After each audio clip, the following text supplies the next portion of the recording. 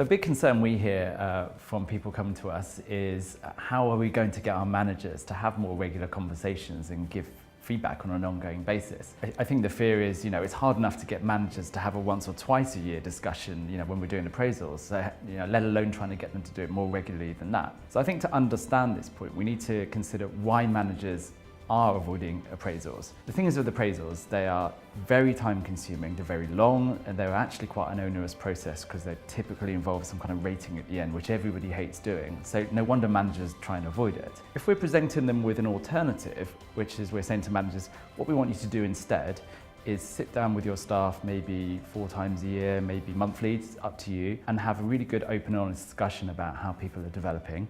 No rating is going to be as part of that discussion. And on top of that, we'd just like you to make an effort to give people some feedback as you go along.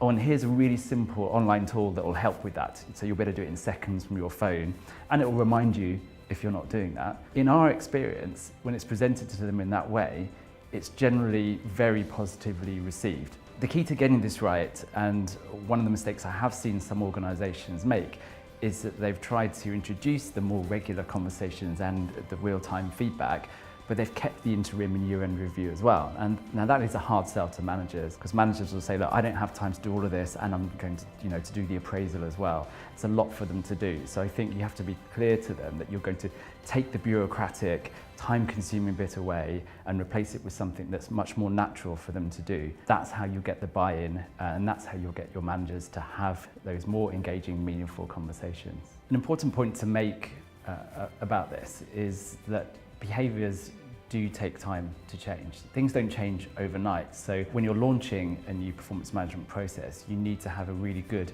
communication plan, and that shouldn't just be one big bang hit. You need to sustain that communication over the first few months of the change, and that's the same with any change management, and that's the reason for customers who come to us, we actually provide them with an off-the-shelf 12-month communication plan that they can use.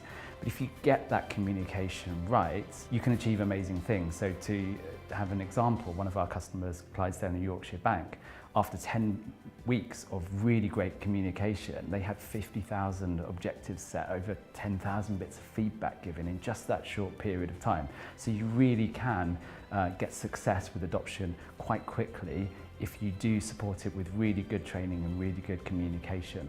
What I would say, I think there's a lot of pressure on, can I get that adoption, quickly? And every organisation is different. You don't have to get there overnight. We have to unlearn some behaviours in other organisations. If you've been doing the same thing for 20 years, it's going to take longer to undo those behaviours and create new ones. So I think it's interesting to raise the point that the HR director of Adobe made when they made that transition from appraisals to check-ins. She famously said, this is a journey, it's not a destination. So we don't have to expect to get there overnight.